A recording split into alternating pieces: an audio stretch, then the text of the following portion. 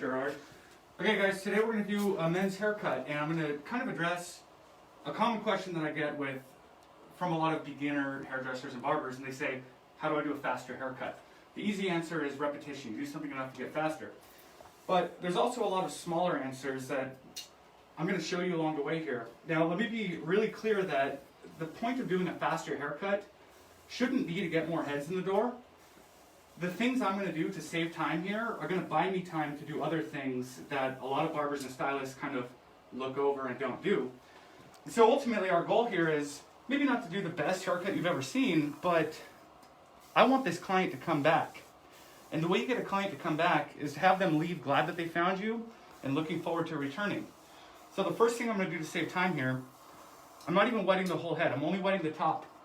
What I used to do with a men's haircut is start by cutting the sides and then cut the top. But I found over time that when I would cut the sides and then the top, I'd have to come back to clean up the transition. But this way, by starting on the top, when I cut the sides, I just kind of do the transition at the same time. All right, Andrew, so that's super interesting to me because when I started my career, I started as a barber. I have a barber's license over 30 years ago, and I started as a barber trainee at Sassoon. And the Sassoon way of doing barbering is to basically start from the top. And all these years, nobody else has ever really done that. So I actually, I saw this first from Ryan Cullen. He's a hairdresser.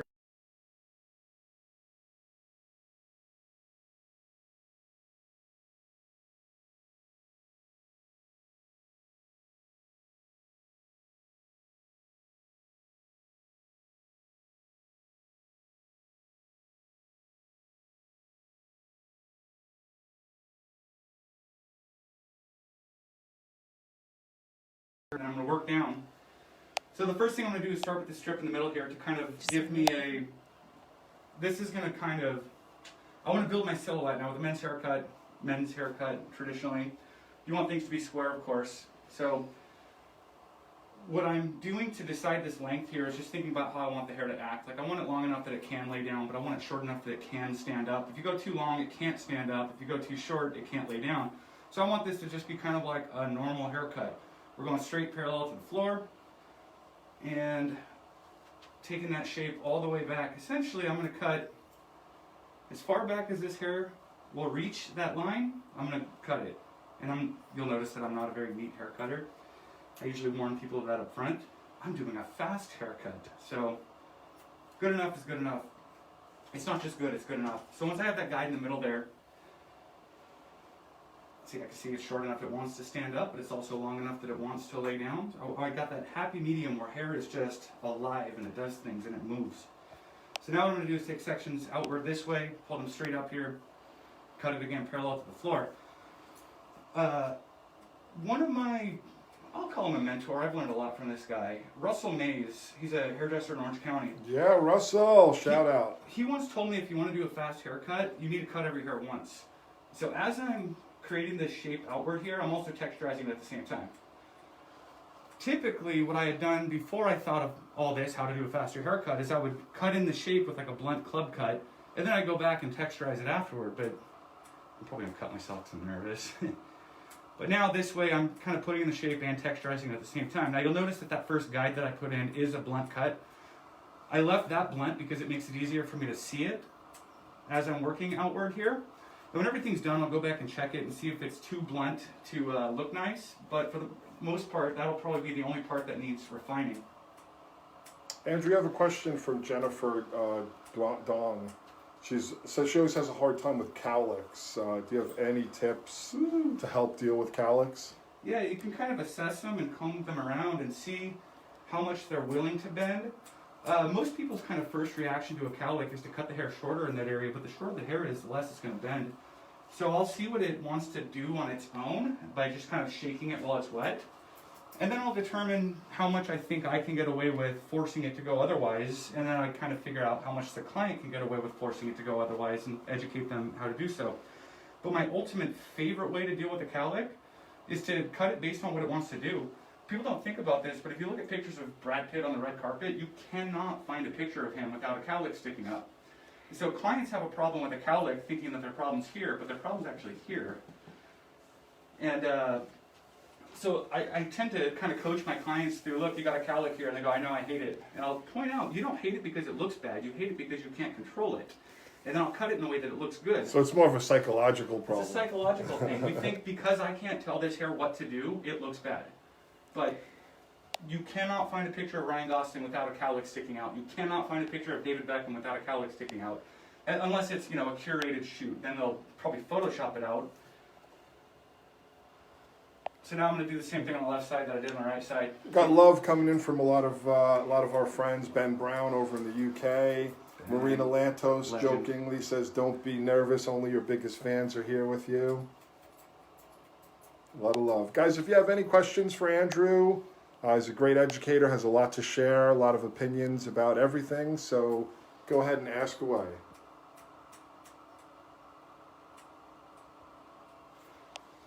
So particularly with this hair, because it's on the lighter side, it's going to show every little cut that I make, and that's really why a huge part of the reason I'm kind of doing this broken jagged line to begin with.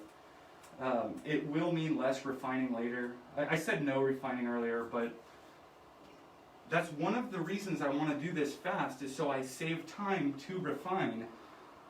If there's a job that I can... Well, first of all, if your client ever smells that you're rushing, that's the number one worst thing you can do. Like, I look at Yelp reviews of salons and barbershops, and the number one most common negative review that I see is that the barber rushed my haircut. So whatever you're doing to be faster, they can't know that you're doing it to be faster. And if it's flashy and it throws hair everywhere, then they won't notice that you're doing it to be faster. We have another question, Andrew, from Brandon Gostanian.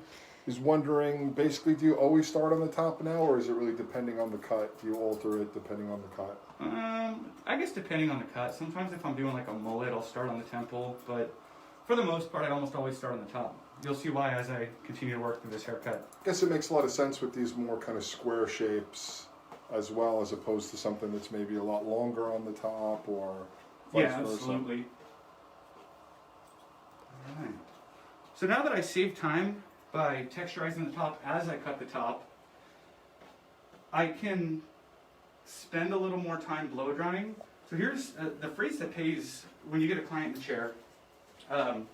When you know you're going to get a client for life who's just going to be a diehard fan, they're going to say one of two things, and hopefully both things. They're going to say, one, I never knew my hair could look like that.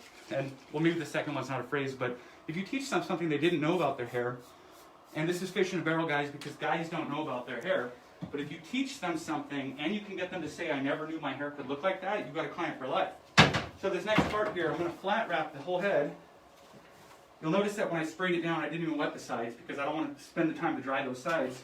But I'm going to flat wrap this and get everything as smooth as I can. 99.99% of men have never seen their hair thoroughly blow dried. As soon as you thoroughly blow dry it and spend 8 minutes treating this as though it were a graduated bob, you would never rush a graduated bob out without smoothing it out, right? Treat this like that. 100% of the time they'll go, I didn't know my hair could look like that. The cowlick you asked about earlier, have you tried flat wrapping it? So when you say flat wrapping, can you just give us an explanation of that? It looks like you're using a big flat brush. Yeah, generally I use high heat and high power, and just pull the hair flat against the head in various different directions. I'll go back and left and right, and as you do it more, you start to figure out which way you can and can't go with certain heads. But the idea is, and this is the way I describe it to clients, if you have a wrinkly t-shirt and you throw it into the dryer will heat your t-shirt and tumble it around until the wrinkles come out. That's all we're doing here. Your cowlick is a wrinkle, and that wave that you hate right here, that's a wrinkle. We're just working those wrinkles out by heating it and combing it around. So with a brand new client, I'm explaining what's happening to their hair. With a regular client, I'm shutting up and I'm making this very relaxing. Oops. A barber I know said that people don't go get a shave because they forgot to shave that morning. They go get a shave because it's a relaxing experience. If I'm with a regular client, I'm doing this as gently and calmingly as I can, and it's really common for people to even like nod off in the chair. So typically as the hair is about dry, I'll stop and I'll show the client and go, you've seen your hair like this before, right? They go, yeah, that's what it looks like every time I try to blow dry it. And then I point out the magic doesn't happen as the hair dries, the magic happens after it dries. Once your hair is dry, keep it on high heat and keep working it around. And then I'll explain the whole cuticle thing. The surface of your hair is rough, and those rough surfaces catch on each other, and that's what causes frizz. And when you smooth out those surfaces using heat, the hair starts to separate. It starts to get that jagged look. And as it's starting to get there, you'll want to start pushing it about where you want it to lay. Now the way that I'm going to get this to lay, I would say is 70% styled. I'm not going to put it exactly where I want it styled. I'm more so going to try to lay it, I guess, symmetrically, because I want this to be somewhat of a symmetrical haircut. If they knew they wanted to wear a part, I would kind of set the part in at this point, but this is going to be the generic, straightforward men's haircut. So you part it either way, you can wear it forward, you can wear it back, whatever. Our buddy Ben Brown has a recollection of you doing a haircut with a pocket knife. Is confirm or deny?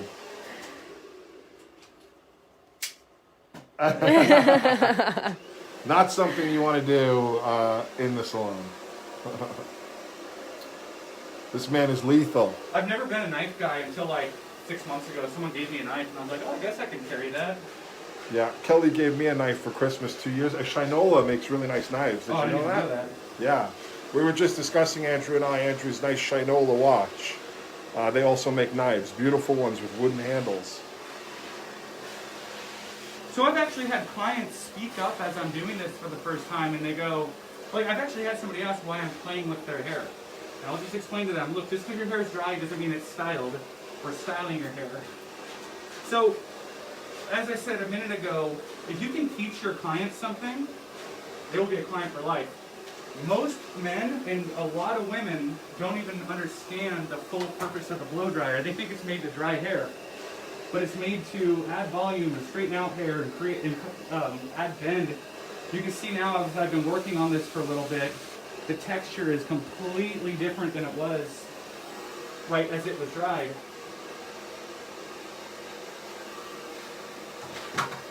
So one way that I look at this blow dry is if I spend an extra minute blow drying these corners to get them to lay really nicely, I'm going to spend 2 minutes less cutting them. If it just lays right, you don't have to refine it as much. You cut it one time and it's laying right. And now, would you expect your client now to blow dry their hair every time, or do you think that this will just help you make the haircut better? So if they don't blow dry it, it's still going to look good. I would say both. I spent a lot of years with the thought process that if I show a guy everything his hair can do, and he decides I'm going to take the time to do that every day, that's the guy who's going to spend $100 in a haircut. That's the guy who's going to buy a hairdryer and a brush from me. And that's the guy who, for day-to-day wear, is going to look better than the average person. And so I used to kind of look at it like if you care about their hair more than they care about their hair, you'll give them something to care about, and your business will build better because of it. But what I learned over time is also by doing a good haircut, you don't have to style it. Like, I ran into enough really, really amazing haircutters who said, oh, I don't even teach them to blow dry hair because my haircuts look good without it. And I was like offended by that. But then I started to realize it's absolutely true. If you do a good haircut, if the shape's there, if the texture's all right, they don't have to style it. Anyways, and I'll even point that out to the clients. Like, I'll say, look, on Wednesdays, put gel in it and go like this. On Friday nights, do this blow dry thing. So as I said earlier, if I cut the sides and then the top, then I have to go back to do the transition. But this way, by cutting the top first, as I cut the sides, I'm going to kind of like clean up that transition as I go. Again, cut every hair once. So I'm not even going to worry about what's happening here. I'm going to just start on the top and kind of work down. Now, when I see people do clipper over comb, I see like this number a lot. And that drives me crazy because I'm not trying to use the corner of my clipper to chip in a bunch of lines. I want one pass to be the exact shape that I want for my haircut. So I'm going to hold this out to my shape, and whether I'm holding it horizontally like this or vertically, I'm like picturing that design line out here that I want. And as I work up, I'm going to go up and through the weight line to soften it as I go. Now, I never realized that this was like weird that I did this, but I have like a scrubbing motion when I do clipper over comb. I don't know exactly when or why I started doing that, but people started pointing out that it's not common. And I think the reason I do it is it adds a little bit of texture. Like I'm kind of shaking when I do it. So I'm not getting a perfectly clean straight line, which means I'm getting more of a finished, unfinished look. What type of clipper are you using? People are wondering always about that. This is a JRL, and this is their old model. I want to say it was their first one that they came out with. Now, here's another thing that I've learned. if I take this shape that I started on the right temple and I work it all the way around to the left temple, more often than not, it'll start here and then it'll end up here or here. So what I do is when I get to about the middle of the back of the head, I make sure that I've cleaned up the top of this as much as I'm happy with.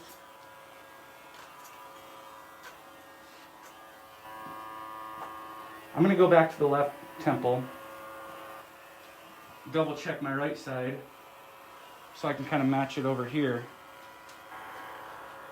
Sometimes I'll even just cut this one piece right there, make sure they're even, and then come back and connect these.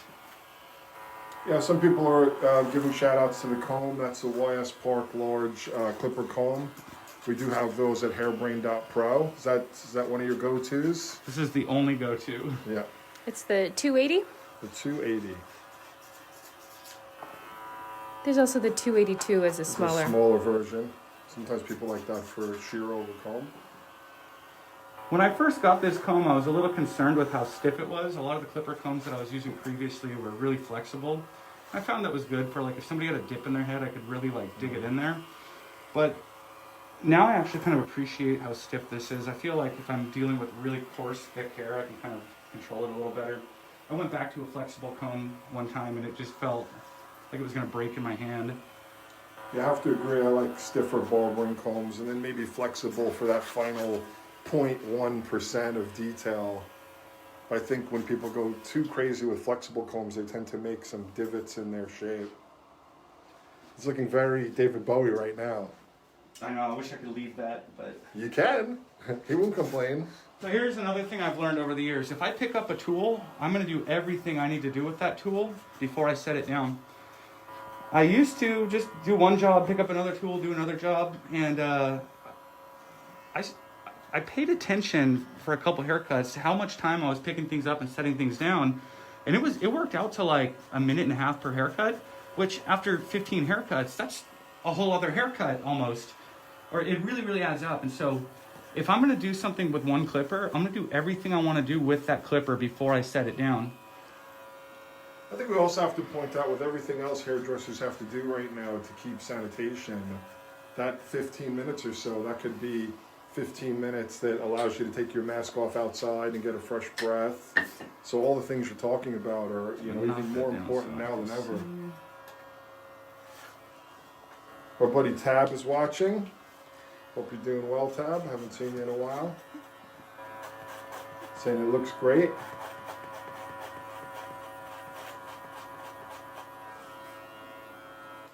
So essentially just freehanding the whole edge down nice and tight? Yeah, I don't know exactly where I'm going with this haircut. I'm just kind of going, but I know that, see, on a human head, I would have a better idea of how I wanted to finish the edges, but because this is so, I don't know, what's the word? Mannequin-y? Mannequin-y. I'm just really, like you said, freehanding it. But I know that I want to get that done with this clipper and then never pick it up again. So I'm done. I'm not picking it up.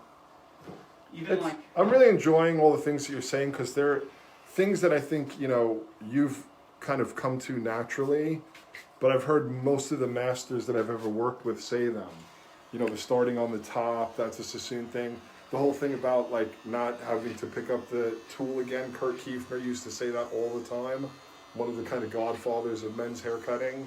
So I love that, they're just that someone who's fully dedicated to what they're doing kind of comes to these things naturally.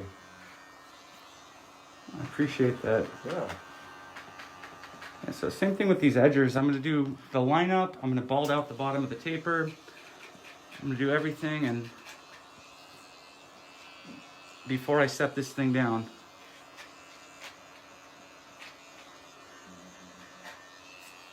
Oops.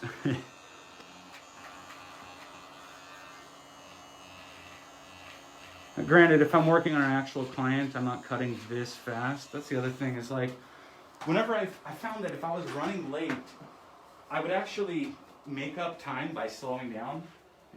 So I wouldn't have to go back and fix anything. All right, here's a very pertinent question coming in from Stuart Wentworth. What's your approach to working the edges around the mask? So obviously, especially here in California, unfortunately we're unable to work on clients right now. But when you are, you have to work with masks on both client and hairdresser.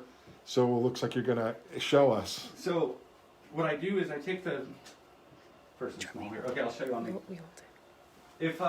If you take this and you twist it like that, give it a little X there, it pulls the strap out of the way of the sideburn. Oh, nice. So one. on some masks you can just leave it like that through the whole haircut, but sometimes it does like this number. So whether I have to do that for a second or leave it that way, I twist the thingy. And the funny thing about the masks is, for 15 years I've been pulling people's ears, I've been pulling people's skin, I've been touching people. I don't feel weird about it. And as soon as this mask thing became a thing, I realized I'm like, is it okay if I move your? I can touch the ear no problem without thinking about it. But as soon as I have to touch somebody's mask, I feel like I'm adjusting their boxers or something. All right. Moving forward. All right, so you switched to a different clipper. Tell us a little bit about what's happening now. So this clipper cuts really, really slowly. You'll see that I have to go over everything a couple times with it. And that's actually why I like it. Like every now and then I think, okay, it's cutting too slow. I got to get a new blade or replace it or something. But what I find is when I'm blending a haircut, I don't want a clipper that's going to take it all off in one pass. Like that JRL, one pass, it's gone. It has to do with the different type of motors in the clipper. Is that what it is? I actually don't know. Yeah. This clipper, like when I started using it, a lot of people were like, oh, you use one of those? And, but I like that it just cuts so slow. I mean, you'll see it's going to take me 15 passes here to cut this. But to me, it feels like, you know, if you're going to sketch a circle and you got a pencil, you can kind of lightly touch the pencil of the paper and take a couple passes before you get that circle. You get a better circle than if I hand you a Sharpie marker and say, as soon as you touch the paper, that circle's there, you know? It kind of goes with your whole theory of like kind of breaking the lines up a little bit rather than super, super sharp. Yeah, and that's funny thing. I get a lot of questions about like, how do you get such a texturized look in your haircut? And the answer is you take big sloppy sections, you use clippers that don't cut very fast, and as long as it looks good, you don't have to perfect everything. Like, you know, sometimes if it's a really important haircut for a photo shoot or something, I'll take my time to make sure I cut it right. And like I'll put everything in really structured and then go back and deconstruct it. But for the most part, most of my haircuts, I just kind of, it's gonna sound so bad. Not really half-assed, but I understand that the organic movements of like an erratic, over-caffeinated hairdresser's hand can translate very well into nice texture in a haircut. Lots of love coming in. Michelle Howell says, I can't wait for the day I'm able to move around the head with such familiarity. You can tell how familiar he is with the human head and hair. Amazing to watch. Thank you. Ben Brown giving you a shout out. Can't believe how neat this is on a mannequin. Great work, Andrew.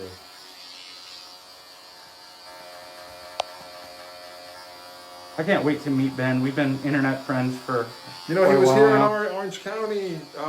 When was that, Cal? I guess. I have no 18 frame of months time ago. anymore. And we did a live with him here in Orange County. He's Next just. time we'll have to get everyone together and have a little post-pandemic jam.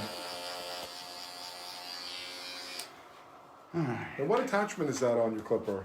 It's a one guard. So is that pretty typical for you? You do the overcomb. That's then you pretty do- much the only guard I ever use is a one. That's like your blender. Yeah, I can kind of, like anything shorter than a one, I can more or less sort of freehand. And then anything longer than a one, I'd rather just scissor over comb. I'm not picking up my scissors again because I already set them down. Okay, I'm gonna use a texturizer. It's funny, like, some people assume that I use a texturizing scissor a lot looking at my haircuts, but the only time I ever use a texturizing scissor is sometimes on the sides or the corners. Never take it up here. I don't like what it does to the way the hair moves. It just kind of makes everything too chaotic. But with very short hair, if I'm trying to texturize this in any other way, it's too easy to put holes in the haircut, especially on lighter colored hair like this. Like if I were to come in here and point cut these sides, it would be holy. Have you ever thought of it as almost like a manual clipper? Because you know the way a clipper has the serrated edge and the solid edge, and then it moves horizontally. Like sometimes when I see the texturizing scissor like this, I think it's kind of like a manual effect. Yeah, I could see that. The way I actually think of it, and this is funny because I don't own a gun. I'm not a gun guy, but this is a gun. That there's my aimer. That's where I aim where I want to cut, and this is my trigger. So I just pull the trigger. So Kaboom. when I teach it in my classes, I tell them, okay, aim it and then pull the trigger. Pew, pew, pew, pew, pew, pew, pew. And so to this day, I mean, years and years after kind of thinking of that, sometimes at work, my little brain just starts going pew, pew, pew, pew, pew, pew. Cal, can we get a shot of Andrew's hand that's holding the comb? Because again, this is, in classic barbering, there's a certain specific way to hold the comb, which again, Am I doing it right? You are. It's called the C-shaping, and that allows you to flip and rotate the comb. So is that something you came to naturally, or is that something that someone shared with you? I'm just When I interested. worked in my first salon back in like 2003, there was a barber there who had been cutting hair for like 40 years or something, and That makes sense. he was kind of a jerk. Like he would always pick on the way I did things, but at the same time, like the things he picked on, I ended up like Getting better listening at. to him, and they were helpful. And so he showed me to hold my comb this way. But basically, viewers, I got a finger on top, I got a thumb on the bottom, and then on the back side here, I'm using my middle finger to pull that against my palm to keep it all stiff. And so I have the dexterity of just pointing like with my finger to get the comb around, but then it's a good sturdy solid grip there. Sometimes without thinking about it, I'll hold the comb this way, but then like after 1 second, I'm like, oh, where's the comb going? And it allows you, when you're holding it the way that you're holding it now, to flip it without changing hands. You watch a lot of people that hold it the other way. When they want to comb the hair, they move the comb to the other hand and they comb it. And back to your thing, you do that all day long, it could add another 10 minutes to your day. You have any idea how long this has taken so far? The haircut? Yeah. 26 minutes. Nice. So for years and years and years, I was taking appointments every 30 minutes, and that would have been about done right there. Now I take an hour per haircut, and the things that I do to save that time that we've been going over this whole time here. Hang on, I spaced. Oh yeah, sorry. So at this point, like this could be a done enough haircut, but I'm gonna go back in and just refine things a little bit because why not? I said I was done with these scissors, but I'll pick them up again because. You lie. Well, I did such a fast haircut that I have time now to do a better haircut because I did a faster haircut. To refine it, make the magic. You would always think better and faster can't exist at the same time, but I realized if you're faster at the things that you can be faster at, it gives you time to be better at the other things. So I often tell my clients, and they've definitely given me this feedback as well, the difference between like a $25 haircut and a $100 haircut is this last part. After you straighten everything out, you get everything kind of laying nicely, you go back in and you refine. This little bit of refining here is so massive. So what I'm doing is I'm adding a little more texture to this. I'm kind of like spreading the hair apart with my fingers and I'm adding air in between the ends. That's the way I like to think of it. I'm not removing hair, I'm adding air. And the direction in which I cut will have a great influence on the way the hair will want to bend and lay. This is another huge thing and a great way you can deal with cowlicks as well. Like if I cut shorter hairs to longer hairs going out this way, the hair will want to bend that way more and this way less. So like let's say I wanted these corners to stick out, I could grab them and texturize them upward, and then when the hair is roughed up, they'll want to kick up. But if I want them to bend down, I can grab them, texturize them downward.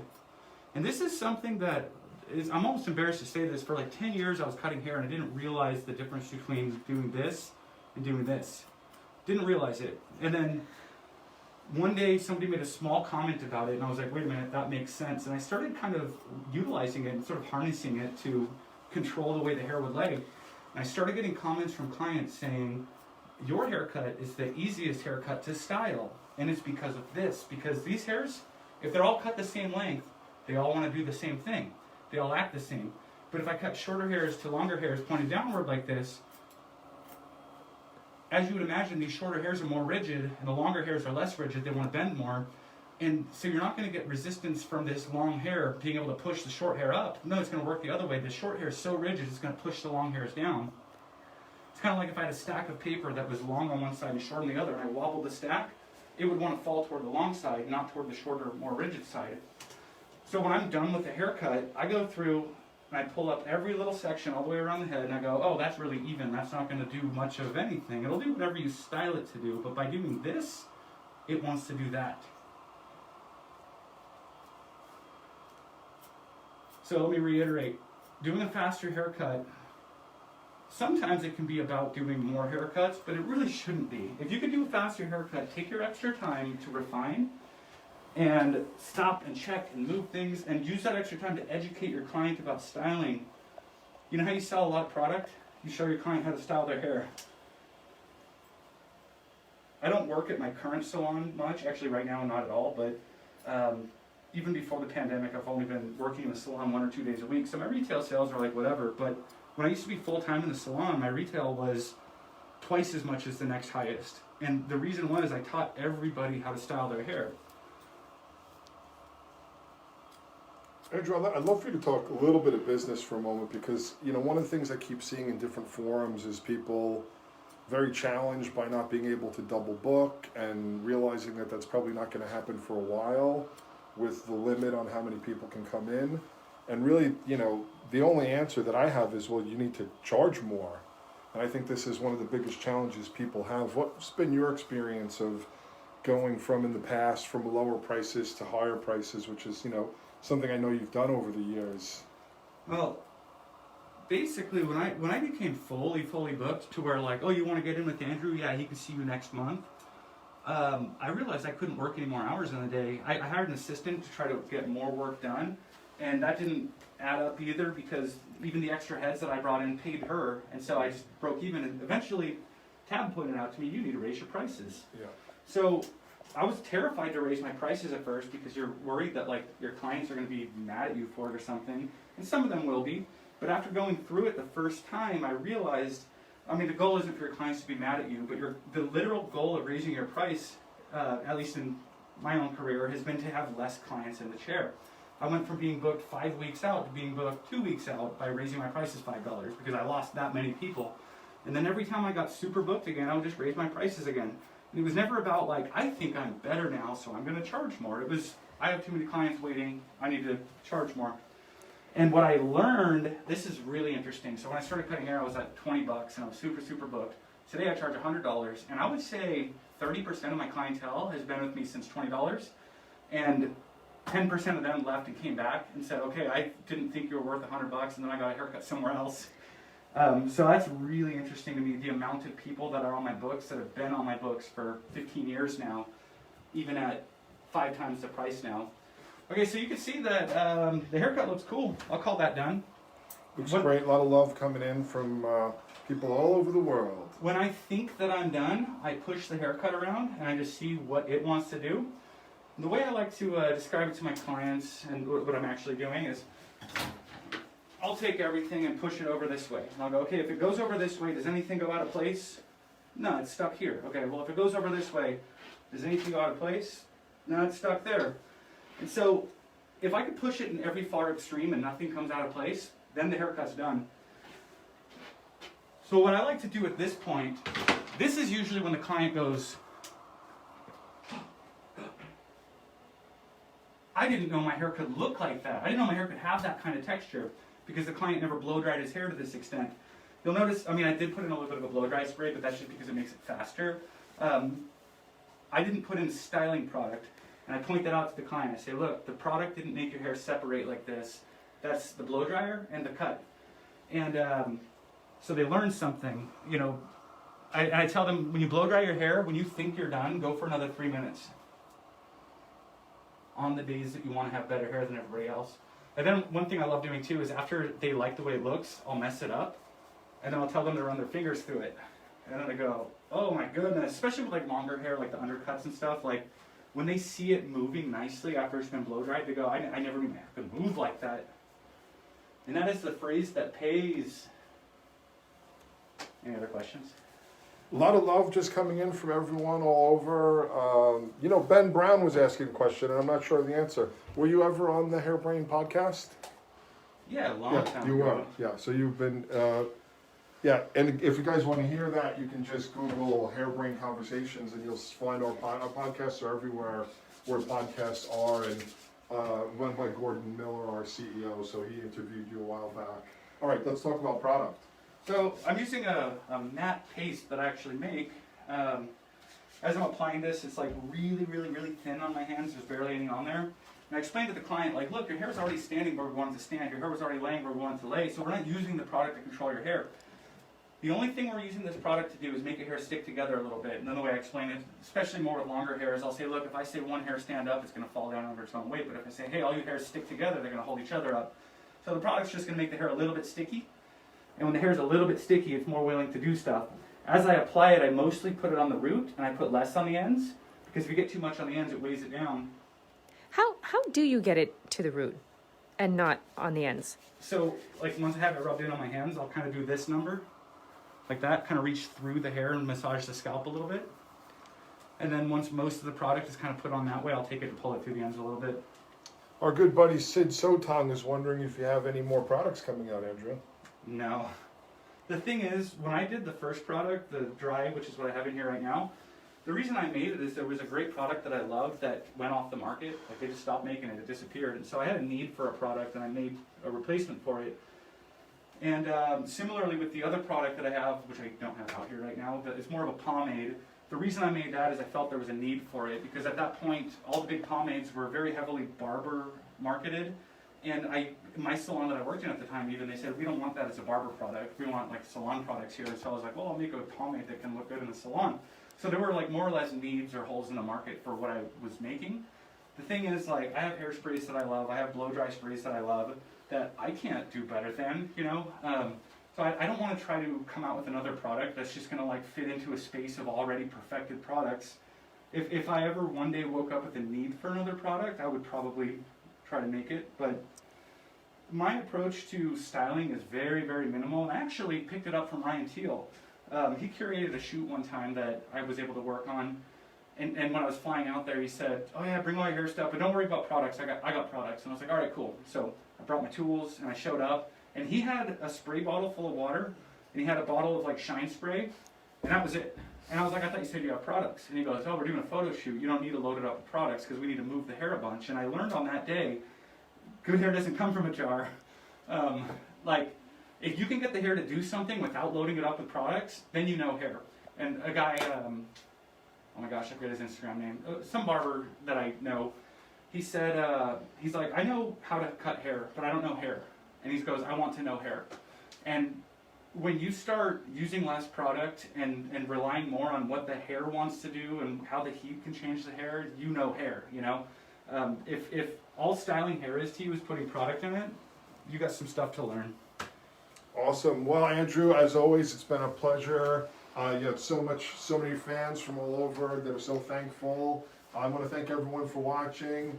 Thanks again to Andrew Does Hair, and hopefully everyone in California will be getting back to work soon, and everyone all over the world. I know it's a difficult time, but if we can just focus on being the best that we can be in terms of training and education, that's what Hairbrain can do for you. I know that's what Andrew's focused on, sharing and helping people grow. And I'll let you finish up with any final words. No, that's it. You did really well. Thank you. Appreciate you. Thanks, man.